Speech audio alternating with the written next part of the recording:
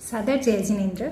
मैं तोशी जैन पाठशाला आपके द्वार चैनल में आप सभी का हार्दिक स्वागत करती हूँ। आज की कहानी है एक राजा की। ये राजा अपने सारे सिपाहियों मंत्रियों के साथ एक बार सैर पर निकलते हैं। सैर पर कुछ आगे जाते हैं, एक जंगल में पहुँचते हैं। उस जंगल में जाने के बाद ये लोग अपना रास्ता भटक जाते हैं।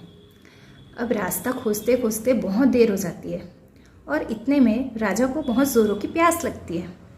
अब राजा अपने सिपाहियों को आदेश देते हैं कि जाओ देखो कहीं पानी की कुछ व्यवस्था हो सके तो।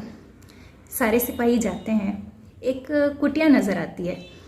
उस कुटिया का दरवाज़ा खटखटाते हैं। अंदर से एक वृद्ध व्यक्ति बाहर निकलते हैं। उस वृद्ध बाबा को देखकर कहते हैं, ए बाबा पानी दे।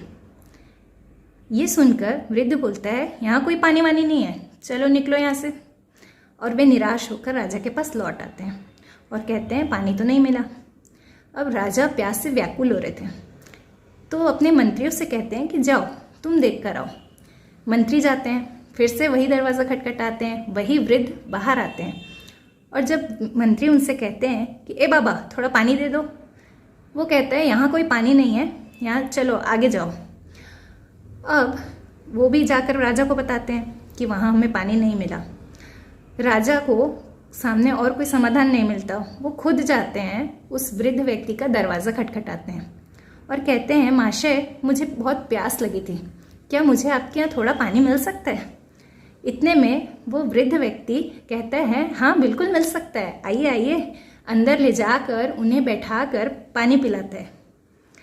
राजा पानी पीने के बाद उस वृद्ध व्यक्ति से कहते हैं, लगता है आपने मुझे पहचान लिया कि मैं राजा हूँ, इसीलिए आपने मुझे पहले तो मेरे सिपाहियों को और फिर बाद में मेरे मंत्रियों को मना कर दिया, लेकिन मुझे अंदर बैठाकर इतने आदर के साथ पानी पिला रहे हैं।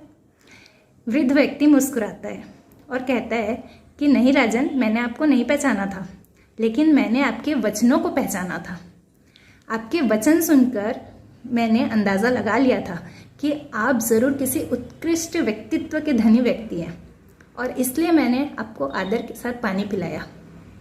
तो देखा दोस्तों, हमारी भाषा हमारे जीवन में कितनी महत्वपूर्ण होती है और इसीलिए हमारे भगवान ने हमें श्रावक के 8 वचन व्यवहार बताए हैं, जो कुछ इस तरह से हैं।